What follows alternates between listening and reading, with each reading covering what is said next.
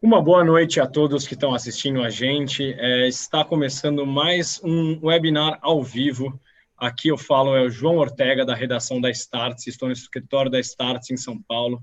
E do outro lado da transmissão, o pessoal da CapTable e da Pomartec, que é uma startup aí do mercado agro, vão conversar com a gente sobre investimentos em startups, sobre o mercado de fruticultura e para tirar todas as dúvidas aí para quem está pensando em investir aí nessa startup por meio do investimento coletivo, um formato aí que cresceu muito nesse ano, segundo um reporte feito pela própria CapTable, que a Start se soltou recentemente, e a gente vai conversar. Então, enquanto o pessoal vai chegando, gostaria de convidar todos que estão com a gente a fazer perguntas, enviarem aí o link dessa transmissão para quem tem interesse em investimentos, para quem tem interesse em startups, para quem tem interesse no ecossistema de inovação em geral e no mercado agro como um todo.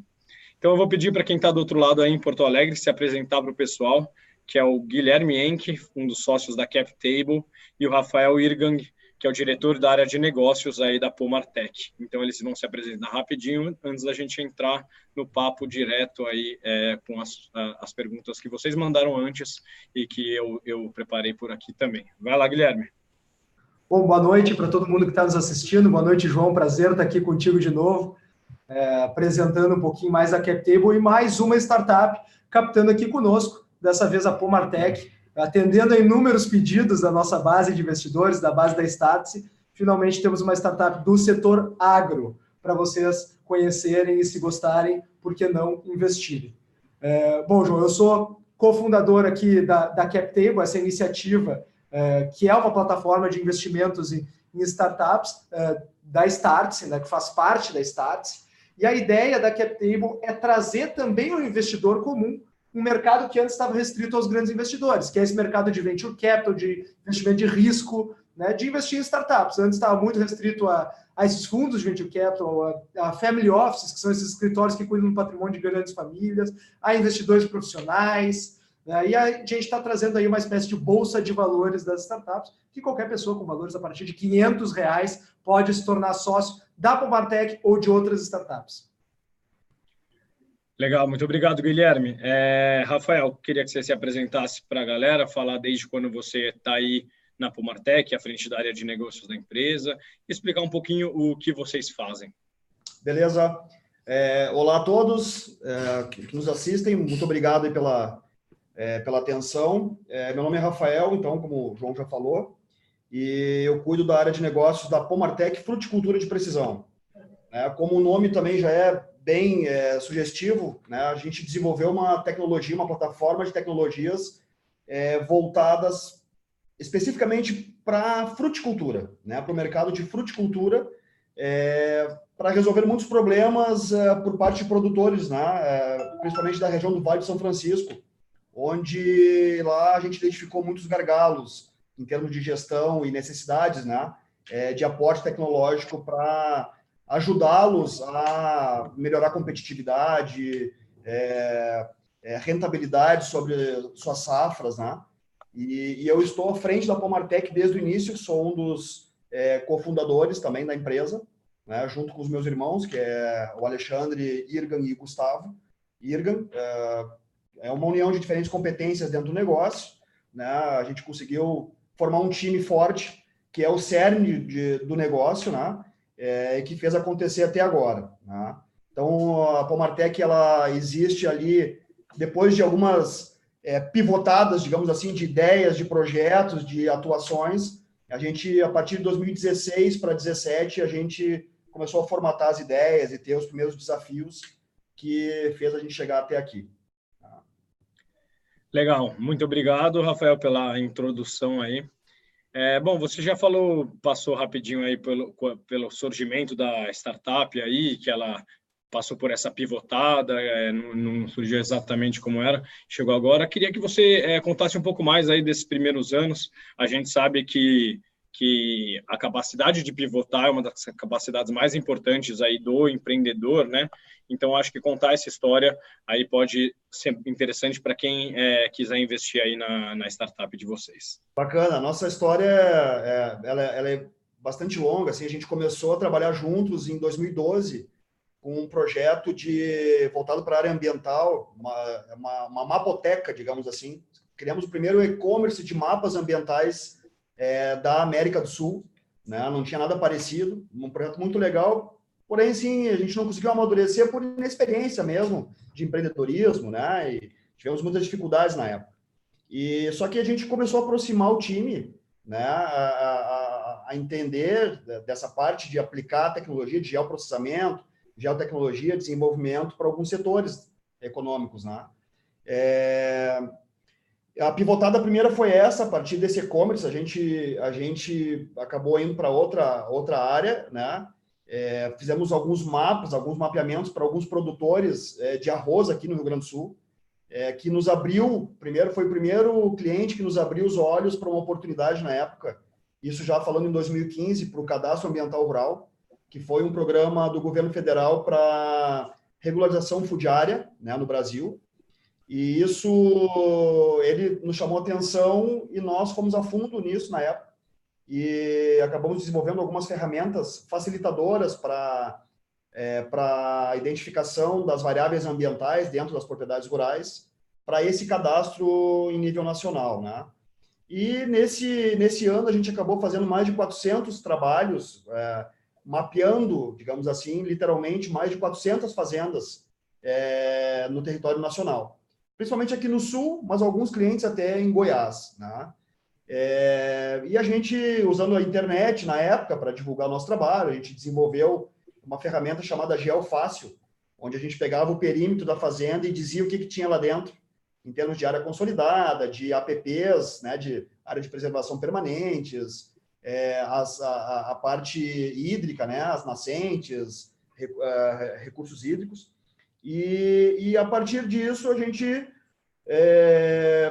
teve uma provocação de um pequeno produtor aqui no Sul, de nogueira pecan e oliveira, né, olivicultura e nogueira pecan, onde ele tinha implantado um pomar, e ele, na implantação, ele tinha georreferenciado todas as plantas, né, antes do plantio.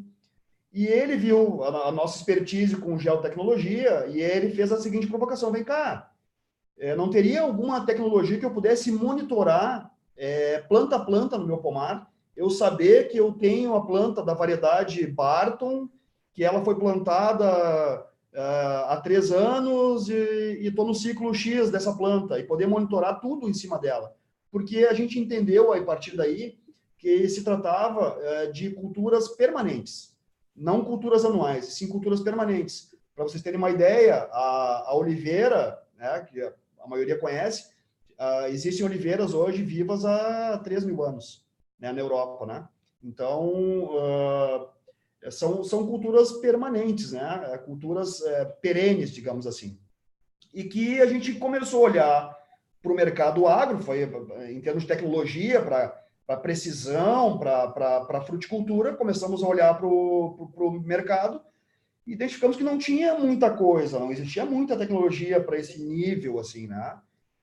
Que a maioria das empresas, startups do agro, voltadas muito para culturas anuais, para grãos, né? E que talvez, na época, a gente estava identificando uma excelente oportunidade. E realmente, a gente foi a fundo, né? Isso em 2015 para 16, chegamos no final do ano já com um protótipo de um aplicativo para fazer coleta de dados em campo, com georreferenciamento planta a planta.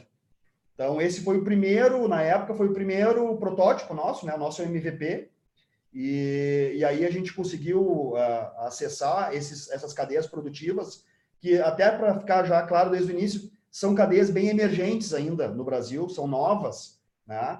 E em 2017, com o MVP, a gente colocou em quase 30 fazendas aqui no Rio Grande do Sul, né? O nosso aplicativo lá para rodar, muita coisa ainda. Hoje eu falo que é um protótipo, mas na época era um must para nós, né? Era um avanço assim significativo, né? E a gente, muita coisa assim no background lá da equipe, a gente fazia na unha, fazia na mão lá para aparecer para o cliente, entendeu? Mas funcionava e a gente conseguiu mostrar valor, né, no que a gente estava propondo, né? E aí, como era uma coisa bem rudimentar ainda, na época, final do ano, 2017, a gente teve um churn violento, né? Porque, assim, também não era uma coisa que conseguia resolver como um todo a questão de gestão agrícola, né, que atendesse a todo o processo e também dentro dessas cadeias emergentes ainda. E foi onde a gente daí parou tudo e disse, a gente tem que daqui partir para algo mais robusto, desenvolver uma plataforma. Nos deparamos com outras plataformas do agro, com essa visão de atender a toda a parte de planejamento e gestão, né? E a gente, esse caminho que a gente tem que ir, porém focado na fruticultura, né? E aí foi onde tudo acabou evoluindo aí para 2018, a gente desenvolver, alguns clientes continuaram na base, estão na base até hoje, que eu considero inclusive investidores também, né? Porque apostaram na ideia e apostam até hoje, né? Como Fazenda Cerro do Forte, aqui de Minas do Leão, de Oliveiras também, Olivas Costa Doce, aqui de Cristal. Então, azeites, né, que já tem produtos hoje no mercado, e isso é muito bacana, né, porque a gente via assim, estão acreditando no nosso projeto e estão ajudando a manter, né, e aí, em 2018, a gente teve algumas informações sobre o Vale de São Francisco, onde a gente estabeleceu como meta, né, de chegar no Vale de São Francisco, e essa meta a gente conseguiu bater aí bem rápido, né, final de 2018, início de 2019, nós já estávamos lá, com uma oportunidade de desenvolver mais o nosso software e acabamos enxergando o tamanho do mercado que é da fruticultura, principalmente da fruticultura irrigada, né, lá no Vale do São Francisco, e o potencial que ela tem e o potencial que a gente tem para ajudá-los lá, né? Então, e aí hoje a Pomartec tem um resultado fantástico, assim, a partir de 2019, da atuação lá na região do Vale de São Francisco, né? Então, esse é um pouquinho da história, né? Uma timeline aí da Pomartec. Não sei se ficou alguma dúvida, João. Não, perfeito. O background está feito aí para quem estava na dúvida.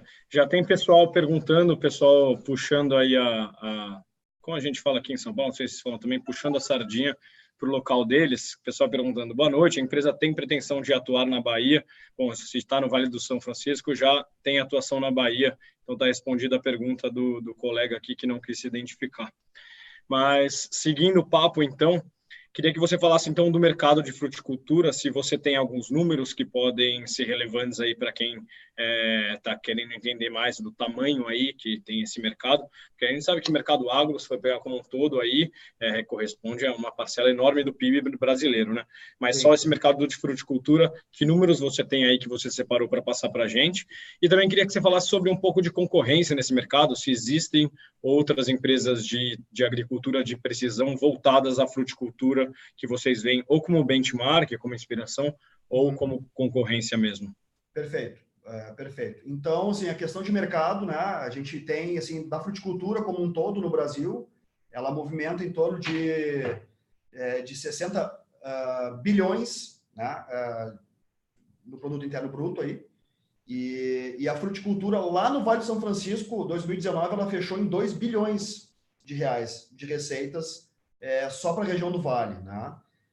Lá, falando de lá, né, que é onde a gente hoje, o primeiro passo da Pomartec é essa consolidação lá no Vale de São Francisco, né? Até uma das finalidades principais da captação. Lá nós estamos falando de 120 mil hectares de fruticultura irrigada, né? Dentro de uma dinâmica produtiva bem diferente de outras regiões do Brasil, né? Que eles têm, como eles têm safras o ano inteiro, né? A uva lá, por exemplo, eles têm 2 safras anuais. E isso requer uma mão de obra gigantesca, porque você tem na mesma parcela produtiva, você tem uma ponta podando e outra colhendo, né? Então, você tem poda e colheita 54 semanas do ano, né? Então, a demanda por mão de obra é gigante, né? E esse é um dos problemas que a gente resolveu lá e está resolvendo com algumas fazendas. Um número interessante também, a mão de obra na uva de mesa, quando se fala assim, até o embalamento da fruta, que vai no packing house, chega a representar até 55% do custo produtivo, né? Então, esse é um ponto que a gente enxerga que a gente tem que levar a tecnologia de ponta para que se tenha uma gestão muito eficiente nessa parte de mão de obra, né? A gente tem fazendas lá com 70 hectares que tem 230 colaboradores no campo, todos os dias, né? 6 dias por semana, né? Então, você lidar com esse número, com essa dinâmica, não é fácil, né? Só com tecnologia. Muitos usando planilhas, usando até outras plataformas, né?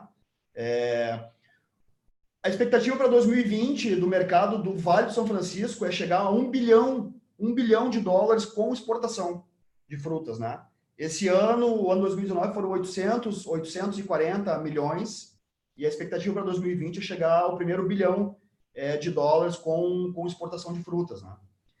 E assim, João, a gente tem outras cadeias produtivas e outras regiões do Brasil que são de altíssimo potencial também, como é o caso da citricultura, das pequenas frutas, né? A produção de morango, o próprio café, né? Que pode um pouco da fruticultura, mas a Pomartec teria total aderência a essas cadeias, né? Mas a gente vai dar um passo de cada vez, né? A gente quer dar um passo de cada vez. A gente quer consolidar a plataforma no Vale do São Francisco, adquirir o expertise para daí partir para essas outras cadeias e outros polos, né? Legal. Agora eu vou passar a bola para o Guilherme, que está em silêncio há muito tempo, se é que ele não gosta. Eu queria perguntar para o Guilherme, agora que o pessoal que está assistindo, que para quem não conhecia ainda a Pomartec, agora já pelo menos conhece a história da empresa, um pouquinho do que ela faz e um pouco sobre o mercado que ela está inserida. Queria que você falasse um pouco do que te chamou a atenção na Pomartec, porque a gente sabe que quando você está selecionando aí as empresas que vão entrar na CapTable, não é qualquer empresa, não é qualquer startup que pode entrar aí na CapTable. Tem um processo de seleção para garantir que os clientes que são investidores da CapTable tenham aí só startups que passam por um crivo aí, né, para entrar. Então, queria que você comentasse um pouco da Pomartec, o que te chamou a atenção na startup, por que ela está aí dentro da captação da CapTable? Claro. Bom, primeira coisa, João, é que a gente realmente tem todo esse cuidado, a gente só vai oferecer para o nosso investidor coisa quente, né? Então, a gente faz todo um processo de validação prévio. E um dos primeiros motivos que nos fizeram colocar a Pomartec na plataforma foi o fato de que o nosso investidor estava atrás de startups do agro. Isso ficou muito claro para nós. Nós enviamos uma pesquisa para a nossa base de investidores, tivemos muitas respostas, e ficou muito claro para nós que a maior parte dos investidores, a maior resposta que a gente teve foi que eles gostariam de investir em startups do agro, seguido por startups do segmento financeiro, as fintechs, mas em primeiro lugar, agro. E nós tínhamos tido o case da Irene, que foi a nossa primeira startup captada, que foi um case de muito sucesso ao longo da captação, os investidores adoraram. Então, a gente sabia que a gente precisava oferecer agrotechs de qualidade para os nossos investidores. E aí, uma coisa que foi com a Pomartec foi diferente, o Rafael se lembra bem, diferente da maioria das empresas, é que aqui a maioria das empresas passa pelo seguinte processo muito parecido com a das aceleradoras. A gente tem um edital aberto, que no nosso caso fica aberto permanentemente, de inscrição. As startups se inscrevem e a gente tem um processo de fazer a filtragem e a partir daí escolher as melhores. Com a Pomartec foi diferente, nós encontramos eles e fomos atrás deles ativamente para fazer um convite para eles virem para a plataforma. Então, nós descobrimos a Pomartec, nós buscamos entender um pouco do negócio a partir das informações públicas que tinham, e aí eu mandei um e-mail para o contato@pomartec.agr.br, um e-mail bem formal, nos apresentando, explicando um pouquinho da CapTable, se eles teriam interesse em conversar. O Rafael respondeu o e-mail me passando o número de telefone dele, e 3 meses depois, cá estamos com a Pomartec na CapTable. Então, foi uma prospecção ativa nossa.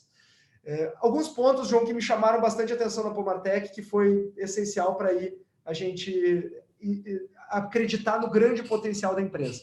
O primeiro estudo é o mercado, porque quando a gente fala em agro, como tu mesmo comentaste, né, é tudo giga, tudo é tamanhos gigantescos.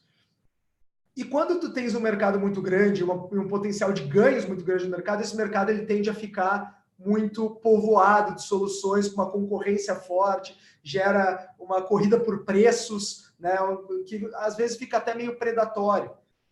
Só que eles acharam um nicho desse mercado que, por ser um nicho, ele é menor, obviamente, que o mercado original, mas como no mercado agro é tudo tão grande, esse nicho também é gigantesco, que é o nicho da fruticultura. E que não estava bem atendido, porque para as empresas do mercado é muito mais atrativo buscar o mercado da soja, buscar o mercado do milho, e acabavam, mesmo as que tinham alguma solução para a fruticultura, eram soluções antigas, que não davam que não recebiam atualizações, que eram softwares embarcados na máquina, né, ao invés de um software em nuvem no modelo SaaS, como é o caso deles. Então, eles acharam um mercado que tinha um grande potencial, inclusive de ser virtualmente, vamos dizer assim, um monopolista, né? E a gente gosta de comentar o Peter Thiel, né, que é um dos maiores investidores, eu gosto de citar ele sempre, porque é realmente uma referência no mercado, foi o fundador do PayPal, foi o primeiro investidor pessoa física do Facebook, né, e tem aí, é um dos investidores mais bem-sucedidos do mercado de startups, e ele frisa muito isso. Startup deve primeiro escolher um nicho e se tornar monopolista naquele nicho, ao invés de escolher um mercado gigantesco e tentar abocanhar 10%.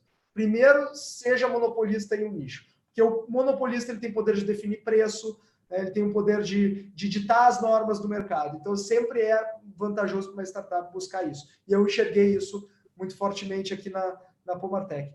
Eu acho que o segundo ponto importante da gente comentar foi a trajetória deles, que a Pomartec, ao invés de enxergar o setor e buscar criar soluções para ele, ela fez o caminho contrário. Ela tinha uma solução baseada na tecnologia de georreferenciamento e etc. E, a partir de uma demanda de mercado, começou a aplicar essa solução na fruticultura, como foi o comentário do Rafael, que eles tinham feito uma solução, então, para a questão da regularização fundiária, do mapeamento, né? E foram demandados por um agricultor para usar essa tecnologia a favor da fruticultura, e a partir daí enxergaram o potencial desse nicho. Então, esse caminho eu acho que fez bastante sentido. Uma questão assim que importa bastante para nós quando a gente olha uma empresa também é o modelo de negócios. Né? E o modelo de negócios deles é baseado numa receita recorrente. Isso é muito interessante porque toda receita que eu tenho esse mês, com talvez uma taxa de cancelamento baixa, a deles é bastante baixa, vai se repetir no mês seguinte, porque é um software por assinatura. E tudo que eles acrescentarem de novos clientes se adiciona a esse montante que já existe. Então vira uma bola de neve, vai crescendo a cada mês à medida que a gente adiciona novos clientes. Então é um modelo muito poderoso. É um modelo muito poderoso. Não necessita de um esforço comercial ativo tão demandante, né, quanto em outros setores que realizam uma venda e, bom, preciso de outro cliente. O mesmo cliente vai pagando mês a mês. Né? E outra coisa que importa bastante para nós, João, porque afinal de contas o nosso trabalho aqui é gerar retornos para os investidores. Então, como que a gente gera retornos para os investidores de uma startup? Fazendo que a startup passe por uma futura rodada de investimento ou seja vendida futuramente e dê o exit, né, a saída para os investidores. E quando a gente olha para o mercado de private equity, para os fundos, para os grandes fundos, uma tese que está muito quente nesse mercado é a de software de nicho. Esses fundos eles estão atrás de empresas de software de nicho. Então, é a empresa que fabrica software para gestão de postos de gasolina. É a empresa que fabrica software para o uso de uma indústria específica. Esse tipo de tese está muito quente no mercado, um pouco por conta do que o Peter Thiel comenta. Seja monopolista em um nicho, ao invés de ser mais um player em um mercado grande.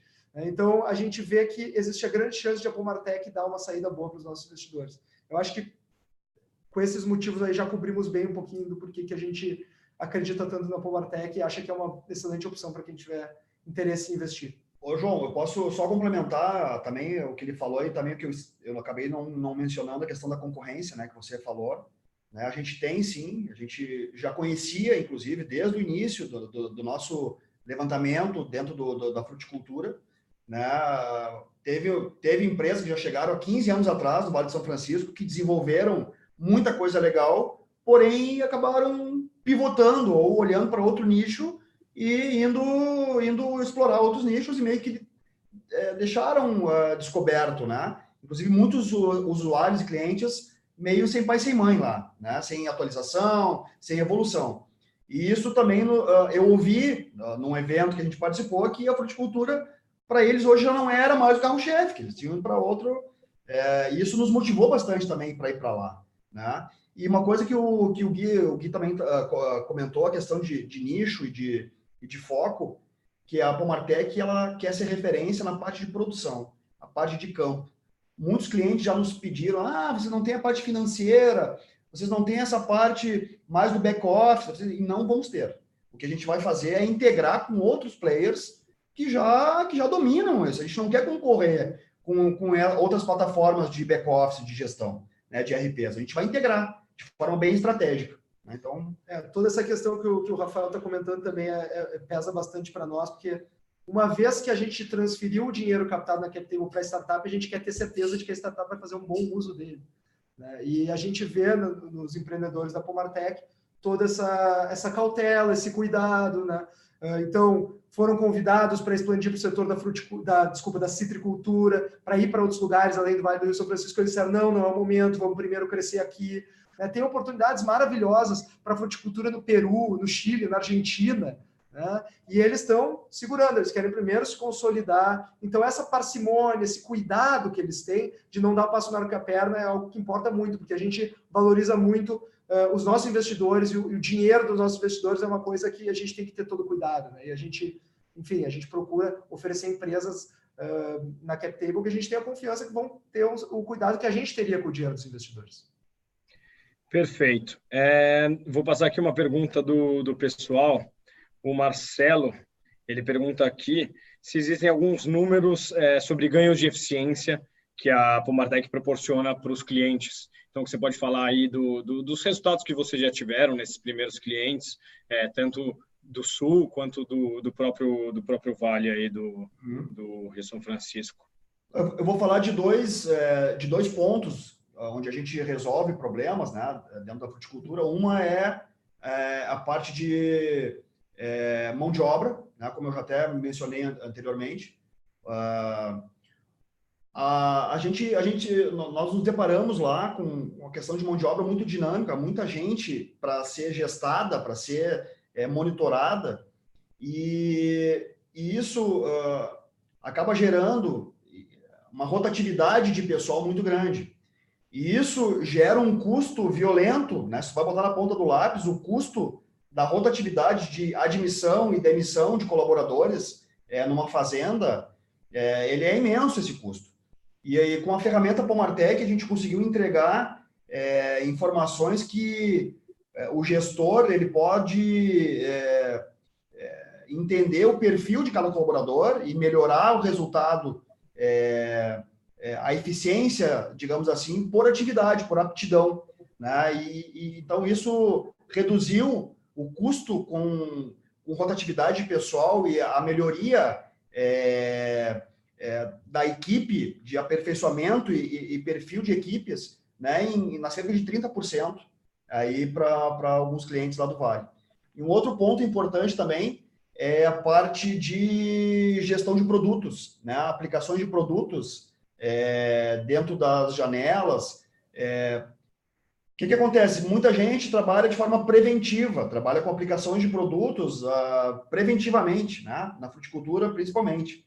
E a gente conseguiu gerar uma informação muito relevante que vem através do monitoramento de pragas e doenças e até de condições climáticas, né? Por exemplo, assim, na uva, eles conseguem medir, através da Pomartec hoje, até se a planta está passando por algum estresse. Um estresse hídrico, que pode ser, né, por falta d'água, né, falta de irrigação, ou um desconforto térmico, né, por o calor estar muito severo e ele precisar daí entrar com algum produto e diminuir esse estresse, né? E o uso do produto de forma racional também. Através do monitoramento de campo, ele consegue fazer a entrada com produtos de forma muito mais ágil, né? E também focada, né? É aplicação focada. Por exemplo, você vai fazer um monitoramento lá de uma parcela e você identifica que só tem um foco de uma determinada doença, você pode simplesmente corrigir, aplicar naquele foco e não na área total, né? Então, isso também gerou uma redução em torno de 20% com o uso de produtos, né? E isso, no final do balanço, né, da safra por parcela, representa muito aí por hectare, né? Então, são alguns números que a gente pode já colocar. Perfeito. Marcelo e Rogério também fez essa pergunta. Espero que vocês estejam aí esclarecidos. Minha próxima perguntinha seria um pouco sobre a parte de negócio mesmo, que é a sua área específica, né? Queria saber como é que é a prospecção de clientes de vocês e o que você vê de barreiras aí no mercado agro, se é um pouco difícil explicar a tecnologia às vezes, ou mostrar quais são os ganhos, ou se você está vendo que as pessoas desse mercado estão adotando mais soluções tecnológicas desse tipo. Eu queria que você falasse um pouquinho sobre como é para achar novos clientes mesmo. Sim.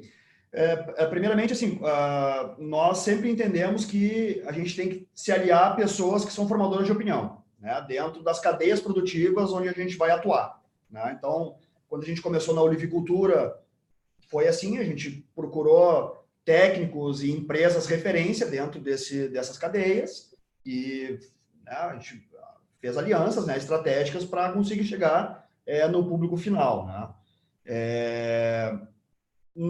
Já no Vale de São Francisco, a gente chegou, a primeira oportunidade que a gente teve de ir para o Vale foi numa empresa também referência lá, né? Foi o maior desafio nosso, era uma empresa que tem quase 500 colaboradores, né? E a gente não sabia nada da fruticultura irrigada, da dinâmica produtiva de produção do Vale de São Francisco.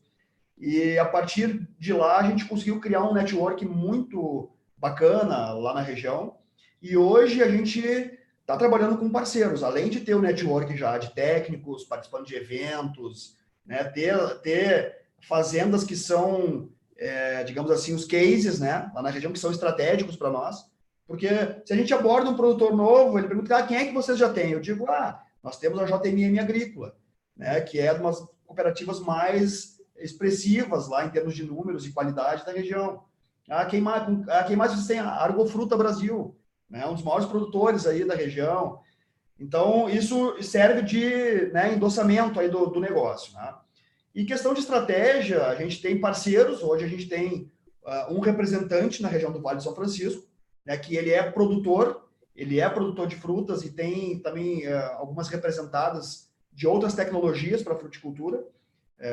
E ele, quando enxergou a Pomartec, ele viu uma oportunidade para ele também e está fazendo acontecer lá. Então, é um profissional de lá, fala a língua lá do produtor, fala a língua da região, né, e tem um conhecimento, uma entrada muito grande no mercado, né? Então, isso é um facilitador muito grande para nós, né?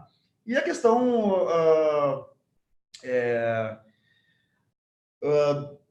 de mercado, né, de oportunidade é isso. Então, a gente está se aliando a alguns parceiros estratégicos, inclusive de outras plataformas de gestão administrativa, financeira, contábil, para fazer integrações, né? Para isso também a gente conseguir embarcar nossa tecnologia para ser, digamos, como se fosse a parte de produção, parte de campo, que eles não têm, né? Então, isso já nos dá uma escala, né?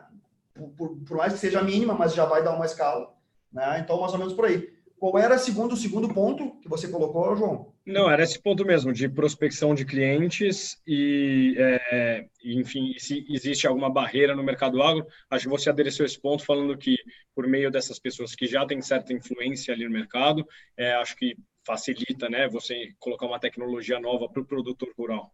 Sim, e a questão de barreira, a barreira tem, assim, porque a primeira barreira que a gente enfrentou foi a questão do usuário final, o cara lá da ponta, porque a gente está falando de mão de obra, muitas vezes, com uma qualificação baixa, entendeu? Nível cultural, às vezes, que dificulta um pouco o uso, né?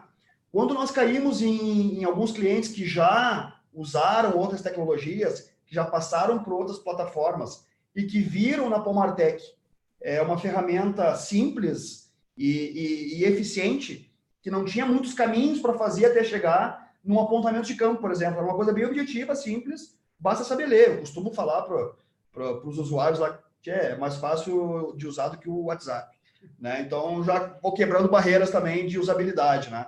E isso facilitou bastante. Então, a gente está trabalhando num meio, né, de um setor do agronegócio que ele já é tecnificado.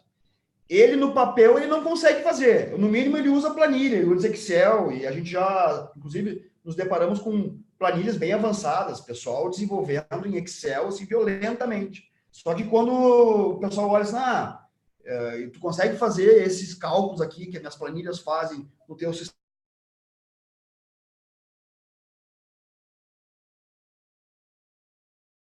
e tal, né? Então, isso facilitou bastante também. Perfeito. Guilherme, vou passar a bola um pouco para você aqui. Tem bastante perguntas relacionadas enfim, o que acontece depois do investimento. Então, gente perguntando sobre projeção de retorno e gente perguntando também sobre saída, sobre o exit aí, o que acontece com o dinheiro se a empresa for vendida ou alguma coisa do tipo. Se você puder esclarecer para o pessoal como funciona aí o processo como um todo. Claro. A projeção de retorno quando a gente investe em startups é um pouquinho diferente do resto das classes de ativos. Vamos falar de algumas delas. Talvez ativos de renda fixa, muito fácil de estimar, é só a gente jogar no longo prazo aquela taxa de juros daquele título e a gente sabe quanto é que vai trazer. Projeção de retorno para uma ação de uma empresa, bom, nós temos analistas aí que fazem o fluxo de caixa futuro, projetam o fluxo de caixa futuro das empresas, baseado em projeções de mercado, em investimentos que a empresa está fazendo e uma série de outras premissas, né, e tentam colocar um target price, né, seria o preço-alvo para daqui a 1 ano, daqui a 3 anos, daqui a 5 anos. É só a gente entrar em qualquer site aí que fale de bolsa de valores e a gente vai ver que sempre tem um analista tentando jogar um target price para as ações mais líquidas aí da bolsa. Só que, na maioria das vezes, esses analistas erram, né? E mesmo empresas consolidadas da Bolsa de Valores, que já têm uma trajetória de 10, 15, 20 anos para poder traçar essa projeção futura. Né? E quando a gente fala de startups, empresas que até agora entregaram muito pouco, têm um track record pequeno, tem uma trajetória, ainda que não permite a gente estimar grandes projeções, ou pelo menos projeções muito, muito assertivas, e que às vezes a gente tem dificuldade de saber o que vai acontecer amanhã, o que vai acontecer no mês que vem, fica muito incerto a gente poder traçar uma projeção. Mas o que a gente procura aqui? A gente procura empresas que possam nos dar um ganho de pelo menos 10 vezes aquilo que foi investido. E dentro dessa lógica, a gente vai montar um portfólio com essas empresas. A gente vai investir em 5 a 10 empresas que tenham potencial de me dar 10 vezes o capital investido. Porque eu sei que dessas 5 a 10 empresas, talvez 5 delas vão andar de lado, 2 delas vão quebrar, 2 delas vão ir bastante bem, vão me rentabilizar meu capital, e uma delas vai bombar tanto que vai pagar pelas que não deram certo, pelas que quebraram, e no agregado, esse meu portfólio vai ter rentabilizado bastante o meu dinheiro. Então, a gente procura sempre olhar as coisas no agregado, e o investimento em startups ele tem essa natureza. Pelo risco que ele tem, a gente não coloca todos os ovos na mesma cesta, a gente pulveriza esse investimento. E a gente também não coloca todo o nosso patrimônio em startups. A gente separa uma parte, talvez 10% no máximo do nosso patrimônio, para montar um portfólio de startups. E a gente acha que isso deve fazer parte de uma estratégia maior de montagem de patrimônio, de construção de portfólio. Por isso, a gente procura não dar um target price, mas entender que aquela empresa tem um potencial sem estar propriamente colocando um número para ele, mas sabendo que aquele potencial ele é elevado. Sobre exit, João, sobre a saída, quando a empresa ela for vendida, a própria nota conversível, o título de investimento dos investidores está lá bem estabelecido que no momento que a empresa for vendida, o investidor ele recebe a participação correspondente dele. Então, se ele tem direito a 5% da empresa, ele vai receber 5% do valor da venda da empresa. É aí que a gente acredita que vai ter a maior rentabilidade para os investidores, e não no pagamento de dividendos depois que converter o título em ações. Né? Perfeito. Agora, voltando aí para o Rafael, queria saber, em caso de sucesso nessa rodada de investimento, como vão ser alocados os aportes, né? Como vai ser alocado esse dinheiro, e se vocês têm alguma pretensão de expansão geográfica mesmo, sabendo que vocês ainda têm muitos clientes ainda para pegar aí nessa região do Vale. Queria saber se vocês já miram outras regiões aí com bons olhos. O convidado que não quis identificar, ele pergunta sobre o oeste da Bahia, na verdade não está falando só do estado da Bahia, sobre o oeste da Bahia, se vocês têm alguma visão desse mercado aí, como é que vocês pretendem fazer caso o aporte seja completo.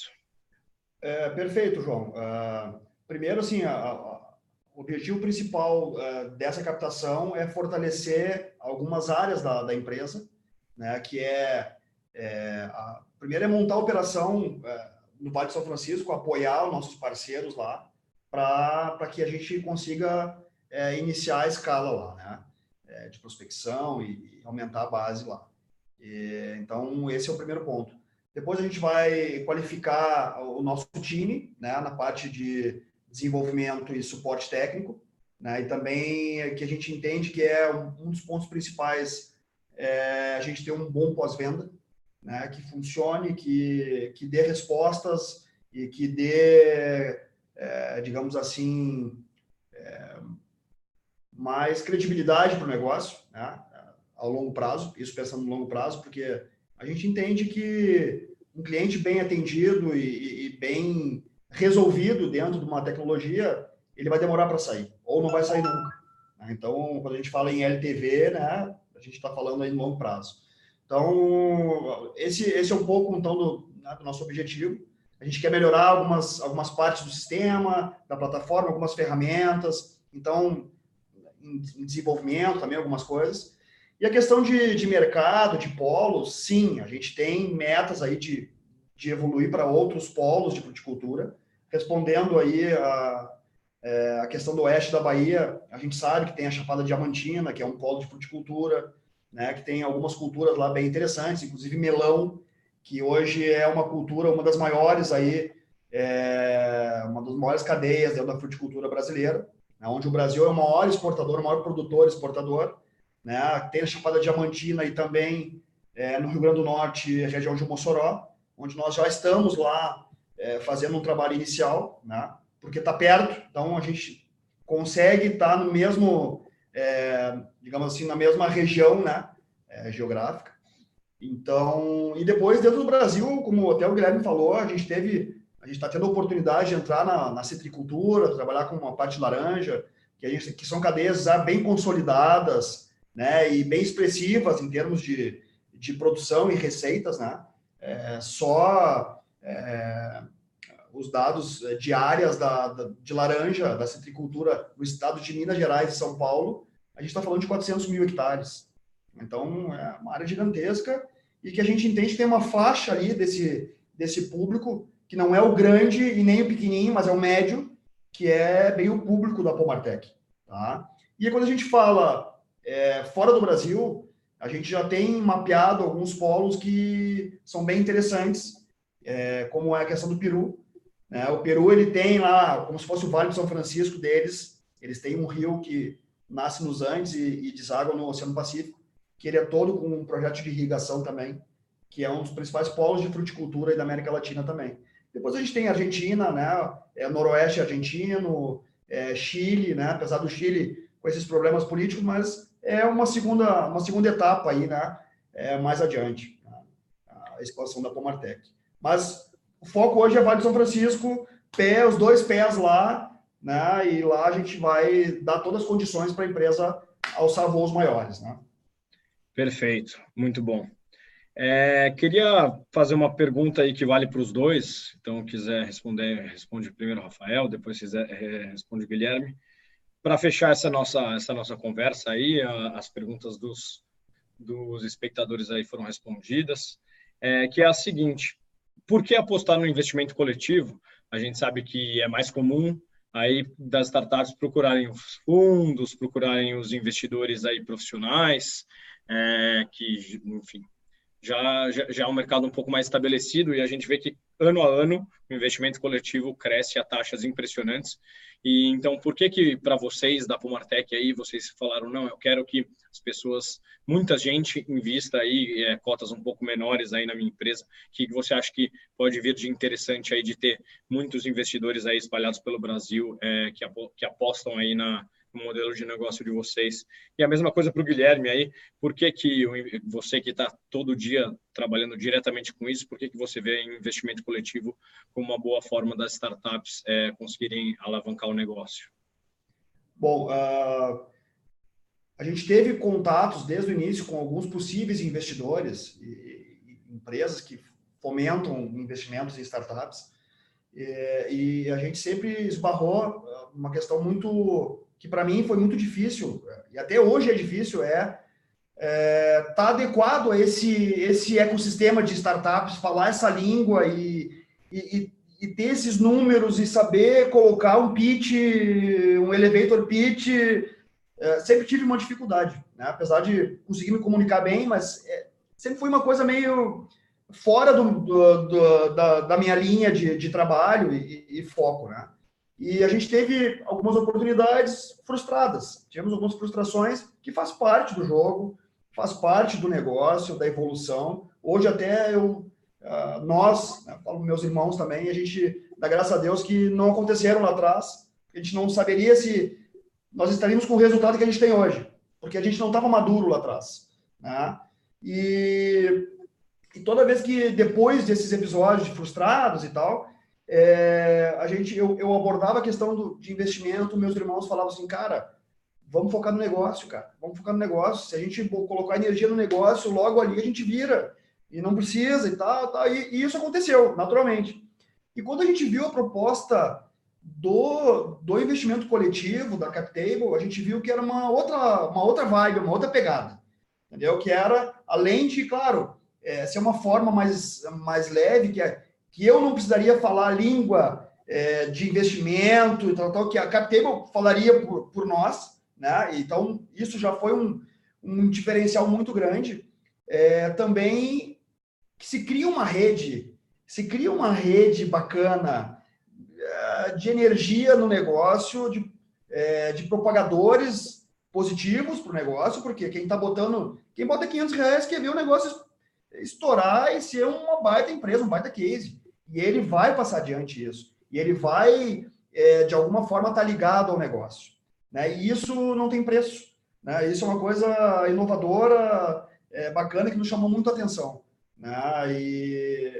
E os resultados estão aí, estão acontecendo e estão muito bacana, né? Obrigado a todos aí.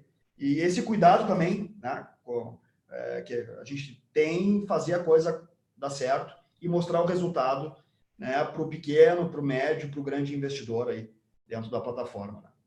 Muito bacana. Eu acho legal, João, que a resposta do Rafael deixa bem claro que aquele valor que a gente enxerga, que a gente oferece para as startups, também é o valor que as startups percebem na gente, né? Então, estamos alinhados.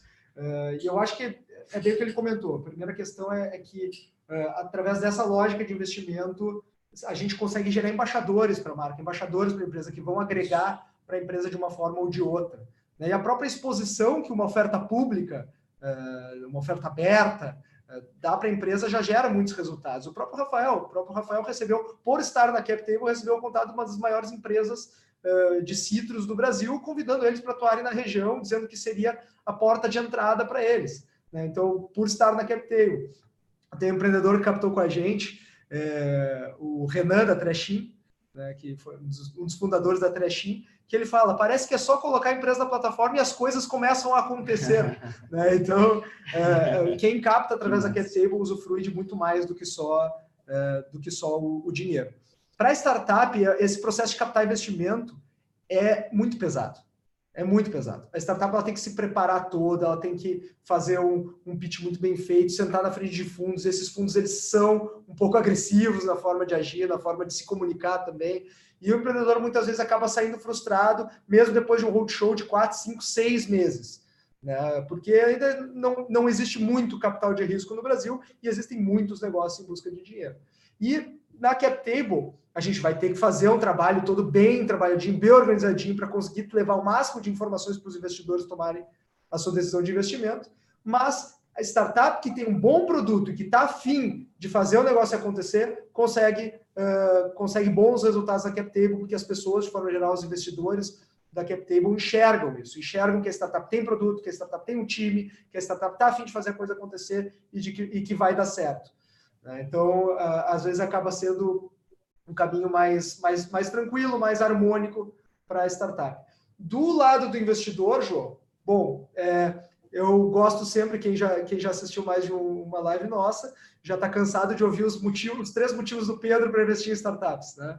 Mas o Pedro Englert, que é o CEO da Startse... Aniversariante do dia. Opa, parabéns. Não sabia disso, agora eu já Pedro Englert, hoje, se não me engano, é só craque. Pedro Englert, Cristiano Ronaldo e Neymar. Os três fazem aniversário no mesmo dia.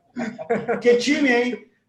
Você vê, melhor trio de ataque aí que possível. Eu já estava me preparando aqui para mandar um WhatsApp de aniversário para o Pedro, mas também vou mandar um WhatsApp para o Cristiano Ronaldo e para o Neymar também. Fechado. Então, o nosso grande aniversariante do dia, atacante aí, centroavante da equipe da Startse, ele comenta os 3 motivos para investir em startups. O primeiro deles, é claro, é a rentabilidade. Uma empresa hoje, quando vai fazer o IPO, lançar ações na Bolsa de Valores, ela já captou muito dinheiro no mercado fechado, mercado de fundos, mercado de grandes investidores institucionais, porque tem muito dinheiro hoje nesse mercado.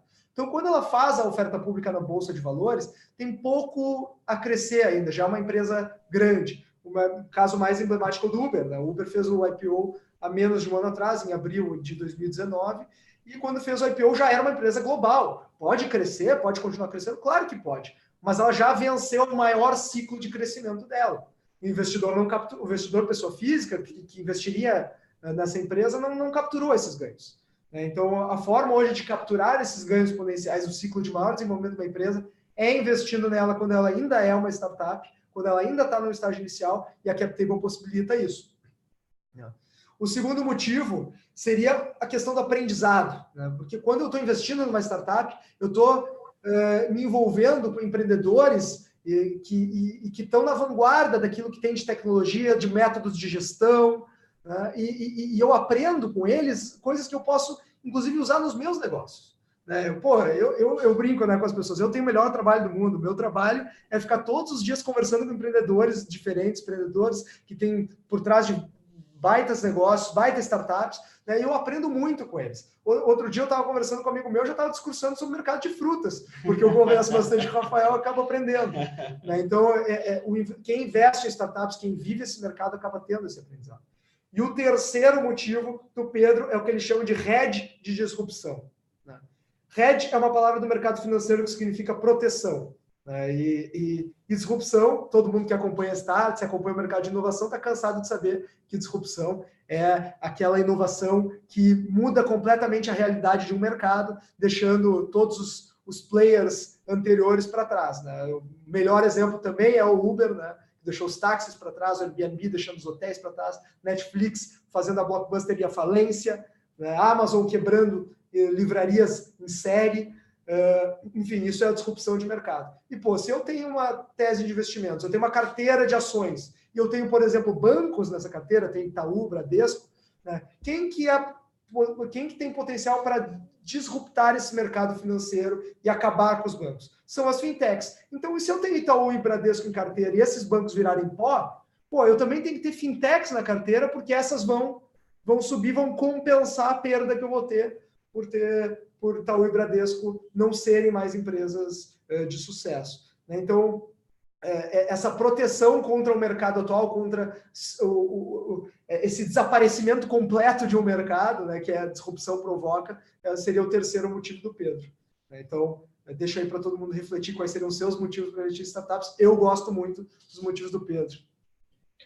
Perfeito. Queria agradecer a todos que aí assistiram com a gente, que participaram.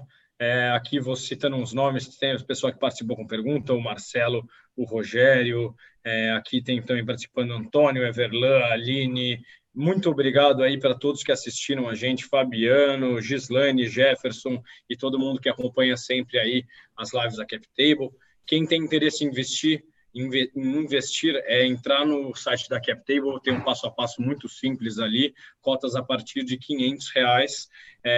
No site da Startse você encontra também uma matéria explicando um pouco, fazendo uma análise sobre o mercado aí de frutas e falando um pouco sobre a Pomartec. Na parte de investimentos também tem um relatório com todas aí as informações da Pomartec que você precisa saber antes de investir. Então, faça um investimento bem informado, mas pode ter certeza que é um investimento com a chancela aí da CapTable, que não põe qualquer startup aí para dentro. Então, eu me despeço, eu sou o João Ortega, da redação da Startse, me adicionei no LinkedIn aí, quem quiser acompanhar as notícias aí que eu faço no meu dia a dia aí, sobre inovação, sobre disrupção, e deixo para o pessoal de Porto Alegre aí, o Guilherme e o Rafael, se despedirem antes de encerrar mais essa live. Muito obrigado pela audiência.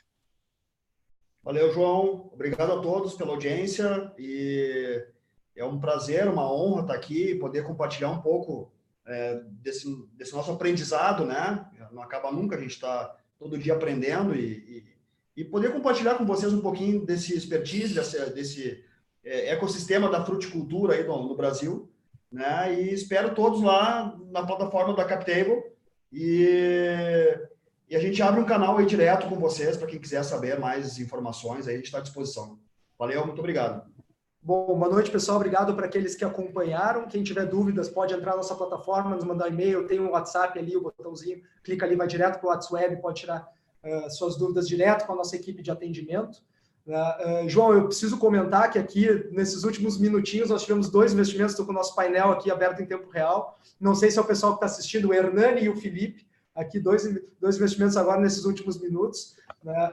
Mas aí já faço a provocação para o pessoal que quem investir agora nessa próxima hora, aqui, entre as 20 e as 21, vai ganhar uma versão digital, o nosso e-book, o Guia Prático de Investimentos em Startups. Então, invistam aqui, a gente identifica o investimento de vocês e já manda para vocês a versão digital do nosso e-book. Semana que vem temos 2 eventos da Startse, o Construtech e o EdTech, aí em São Paulo, e passem no stand da CapTable, nós vamos estar com o stand lá para pegar um adesivinho, para colar no computador, para colar onde quiser. Eu acredito em unicórnios, né? O adesivinho da CapTable aqui. Que massa. Nos visitem lá, a gente vai estar à disposição de vocês. No mais, deixo o meu boa noite e convido para acessarem a plataforma e conhecerem um pouquinho mais da Pomartec e das outras oportunidades de investimento. Valeu, Guilherme. Valeu, pessoal. Obrigado, Rafael. Até a próxima.